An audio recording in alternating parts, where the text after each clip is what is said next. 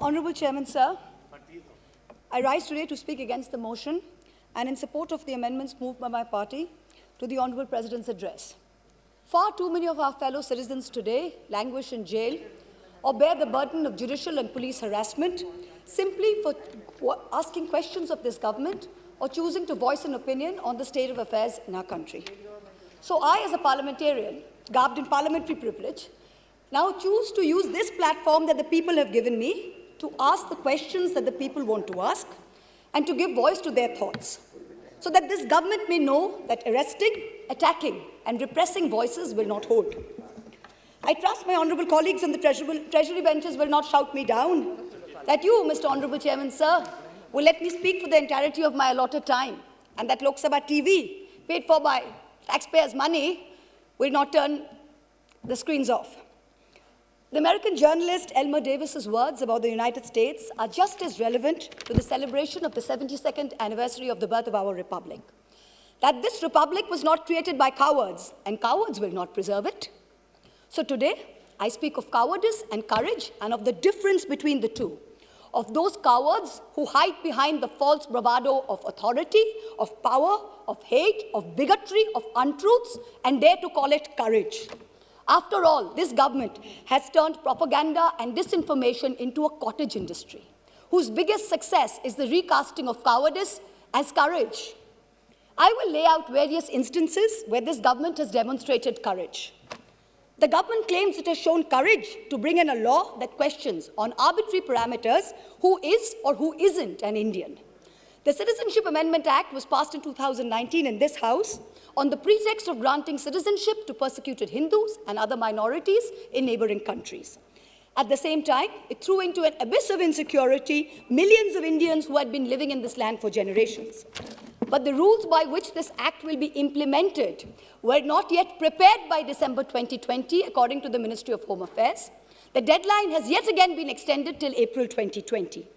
If indeed this government cares so much for those persecuted in neighboring countries, why does it miss deadline after deadline to notify these rules? And meanwhile, very many of us have mustered the courage to tell the government, "Kagaz nahi dikhayenge." Trying to exert central influence over Shantiniketan, Tagore's haven, is not enough to change your colors. Only a small portion of Jana Gana Mana was adopted as our national anthem.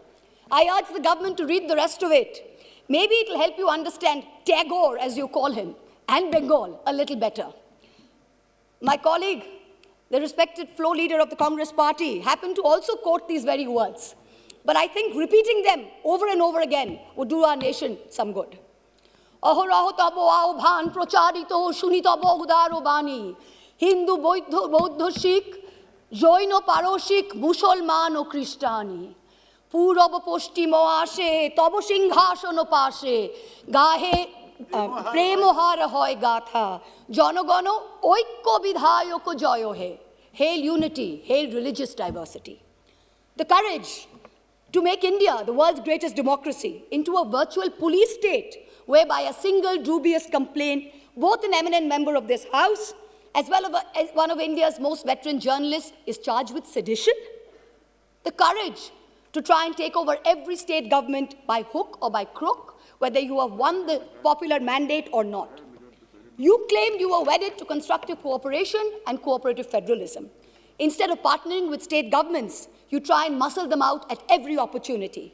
Does the ruling party wish that its legacy be that it governed the largest democracy in the world, or that it imposed a one-party rule in India? Ask yourselves. The courage to announce a national lockdown at only 4 hours' notice, causing untold misery, countless deaths, the sight of thousands walking for hundreds of miles with no food or money. This government spent less than 2% on social transfers, in contrast to OECD countries who spent 20%, and 6% which was spent by middle-income countries. The courage, no, the brazen audacity to announce an economic rebound. India was the single worst performer among developing countries in the year 2020. Even if we believe this government's economic survey, the economy was lower by 7.7% in 2020 and will rise by 11% in 2021. So in effect, by 2022, that is over a 2-year time span, the economy will be flat, just at the 2019 GDP number. The survey proclaims that growth is the biggest poverty alleviator. Honorable members of this House, we are going to have no growth for 2 whole years. I don't understand the celebration. I come from a rural constituency and a source for migrant workers. The distress in the MSME sector is real. This rebound is one where large, strong enterprises have become stronger. It is not V-shaped, it is K-shaped. 1% of rich and successful citizens have become richer, and the pains of the MSMEs have only increased. The government had the courage to say that it gave 1,13,000 crores via the direct benefit transfer scheme, only to take the same money away from those very same people and the middle class in the way of increased cess on petrol and diesel. We are not a nation that is growing and sharing its wealth. We seem to be a nation that is only finding ways to share our poverty. The hype today is that post-budget, the Sensex jumped. In a country where only 6 crore people pay taxes, only 4.6% of the total population, how many do you think are invested in the Sensex that they should jump for joy when the Sensex jumps? The courage to use the official channels of the Ministry of External Affairs to respond to social media posts by an 18-year-old climate activist and an American pop star, where not even one single ministry has been deputed by this government to try and look out for the food, water, and basic sanitation needs of the farmers and their families who have been camping at the border for almost 90 days. And finally, the courage to bring in 3 farm laws when the opposition, farmers across the country, as well as the government's oldest ally, warned it was unacceptable. I wish to remind this government that India, under Prime Minister Lal Bahadur Shastri, committed 3 things to Sant Fateh Singh, the Akali leader: the creation of a Punjabi-speaking state, open-ended public procurement, and an assured return on agricultural produce. These farm laws threaten to snatch away 2 of these guarantees. These laws were arrived at without consensus, tabled without scrutiny, and rammed down this nation's throat with the brute force of the Treasury benches. They have firmly established this government's motto of brutality over morality. And everyone else in this country has been portrayed as a coward or a terrorist, from the farmers to the students to the old ladies of Shaheen Bagh. You say you have courage. You claim you have done so many things that no other government before you has done. Yes, that is true. In true fascist fashion, you have made every act of pettiness, of vengeance, of hate, of bigotry, a part of your narrative of courage. The reason no one has done it before you is not because no one had the courage, but simply because it was not the right thing to do. Has that thought ever struck you? And India's tragedy today is not just that her government has failed her, but that her other democratic pillars, the media and the judiciary, have failed her too. Lord Hayne, the Labour peer, said in the House of Lords, what is the point of being a member of Parliament, either in the Commons or in the Lords, if you don't discharge your responsibilities? And, where appropriate, use the privileges that you have in order to promote justice and liberty. So today, like a true child of Bengal, I will stand here and be courageous. Trust me, Mr. Balu, we have not lost the fighting spirit. Even though the government spin factories will later portray it as cowardice or even plagiarism, I will lay out a few home truths by using my parliamentary privilege that guards me from charges of sedition and contempt for anything I say in this House. And Mr. Law Minister, sir, if you're present on the premises, with all due respect, this time you have neither the right to shut me up nor to try and get my words expunged from the record. The sacred cow that was the judiciary is no longer sacred. It stopped being sacred the day a sitting Chief Justice of this country was accused of sexual harassment, presided over his own trial, cleared himself, and then proceeded to accept a nomination to the upper house within 3 months of retirement, replete with Z+ security cover. The judiciary stopped being sacred when it chose to squander the greatest opportunity that any bench of the highest court of this land has ever seen, to reinforce the founding principles of our democratic republic and to uphold the rights enshrined in Part 3 of our Constitution. Instead, it let Mausa. 1 second, please. Please, Mau. He cannot discuss in the House. Please, wait. And Nishikant Dubey, point of order. The minister is on his legs. Please, 1 second, please. Yes, Minister. 352(5). 352 point of order, 352(5). Yes. Premchandra ji, she cannot discuss. 352(5). The Chief Justice, the conduct of the Chief Justice of India. Let the minister Here, without giving the prior notice and approval of your chair.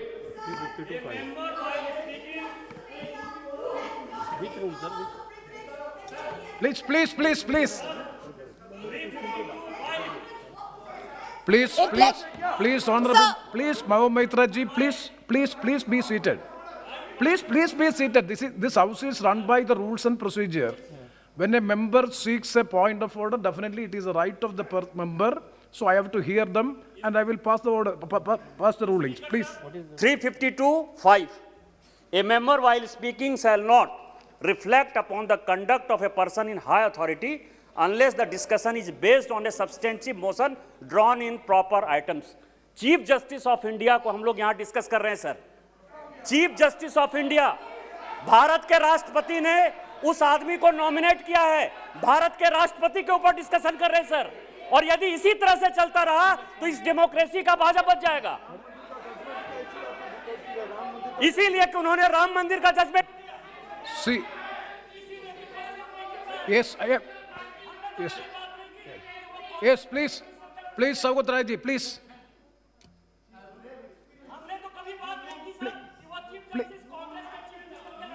Please, please, please. Saugat Rai ji, please. Please, please. Hey, please. चार बार नहीं sir हमें Saugat Rai ji, आप sir that आप बोलिए ना, आप बोलिए. That member is shouting Please, please. Sir Under what rule? honorable member under 352(5). Oh, please. I am going for an explanation. When the honorable member Mahua Moitra spoke, she did not refer to any person by name. She did not mention anyone. And what? Hey, Meghwal ji, आप कुछ नहीं समझते, बैठिए. Number 2, she referred to a person who was the Chief Justice. If that man would be Chief Justice now, no motion, no mention could be made against him, excepting by way of impeachment or accepting by a substantive motion. That man is a retired Chief Justice. He is not a man in high authority, and his name has not been mentioned. Not one word of what Mahua said should be expunged. I appeal to your good sense, sir, and your fair play and justice, Yes. that don't Yes, let please. this lady be stifled by the minions of this ruling party. Yes, Honorable Minister. मैं ये कह रहा था chairman साहब, ये जो माननीय सदस्य बोल रही थी, इसने सेक्सुअल हरेसमेंट का आरोप लगाया चीफ जस्टिस ऑफ इंडिया पे। ये हमारे लिए शर्म की बात नहीं है, और इस हाउस में हम डिस्कस कर रहे हैं, और सौगत राय जैसा आदमी इसको डिफेंड कर रहे हैं। ये इतने विद्वान आदमी इनको डिफेंड कर रहे हैं, ये तो शेमफुल एक्टिविटी है। आप चीफ जस्टिस ऑफ इंडिया पे सेक्सुअल हरेसमेंट का आरोप लगा रहे हैं openly. Mahbub Mitra ji, please. It is a misconduct of the member. Let me pass the observation of the chair. We will go through the proceedings. If anything, it is affecting the higher authority and anything which is unparliamentary, definitely it will be looked into and it will be corrected. Please try to avoid such observations. No, sir. Sir, it is extremely important that I not only not avoid, please, sir. It is very important that I not only not avoid them, but I bring them up, because I did not accuse the honorable gentleman of sexual harassment. Please. Somebody else did. A trial happened which he presided over. Number one, let me put it on record. I did not. It is a matter of great shame that someone sitting in the Chief Justice of India's chair, to which he had been appointed by the President of India, was accused of such a horrible act. I did not do it. Instead, let migrants walk She to is their repeating the deaths. charges. Please, Let please, our please. greatest It should not be activists done. and modern It freedom should not be done. fighters rot in jail. She is repeating the And it charges. now sits back as She a is leader not of obeying the India. order. Chairman There are sir, young, she is attractive not girls. obeying the order. Chairman sir, she is not obeying the order. Again, she is repeating. See, anything objectionable will not be there on the records. Please. Sir, Yes, yes. Obeying the order of the chair also. No, anything She is again repeating the same charges against the Chief Justice of India. sir, Please, is please. it on? Sir, I have already. excuse me, sir. Please, Mao Maitra ji, please be Excuse seated. me, sir. Please. Sir, you are welcome. Sir, hurry. Mao Maitra ji, Hello. you have already made your observation. Yes, sir. Please, Let please, me please continue with my speech. Please Let have the me- patience. Please let- have the patience to Yes, hear the sir. chair, please. Yes, sir. Please, Let me please. continue. See, the matter is there is. Let me continue my speech, No, sir. please, Mr. you Chairman, please sir. wait. Thank you. Don't be so. Instead, What, madam? the Madam. judiciary stopped being sacred when it chose to squander the greatest opportunity Point of order. that Yes. any bench of the highest court of this Mao land Maitra has ji, ever Mao seen. Maitra ji, please address to the chair. Please hear the chair. Please be seated. Please be seated for 1 second. See, the matter, yes, 352.5. 356. I'm calling 356. Yes. 356.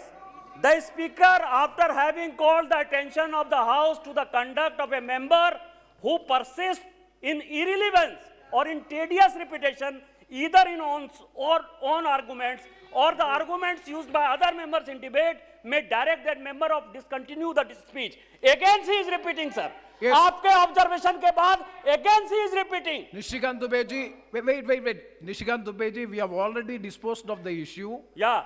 See, if anything objectionable to the higher authority regarding the Chief Justice, any allegation is there, please. Definitely the chair will go through. Please. The chair will go through the proceedings. If anything is objectionable, definitely it will be expensed. Yes, please continue and please don't repeat it.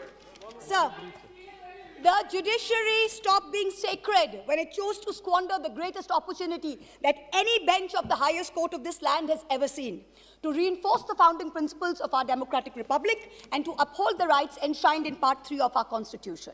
Instead, it let migrants walk to their deaths, it let our greatest activists and modern fighters rot in jail, and it now sits back as a mute spectator when our young are prosecuted for cracking a joke. The judiciary seems to have forgotten the constitutional principle of separation of powers, that Parliament and Parliament alone can legislate. If something is bad in law, then the courts can strike it down or stay it on grounds of unconstitutionality. But unless it is so, the courts must do nothing. The government alone must face the consequences. If the government has brought in the farm laws which are not acceptable to people, then either the government will repeal the laws or the courts or the people will vote the government out.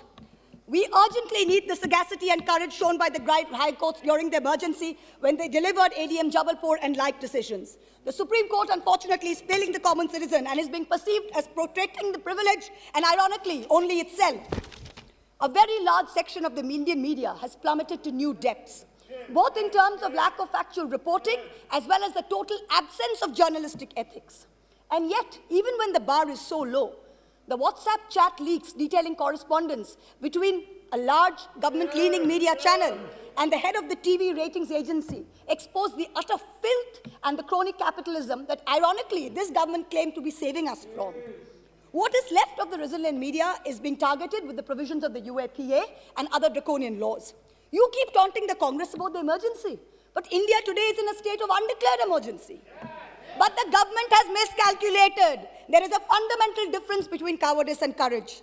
The coward is brave only when armed with power and authority. The truly courageous can fight even when unarmed. Do not forget this. Do not forget this when you tell the authorities in Ghaziabad to clear the protest site overnight with the help of the police and the bureaucracy.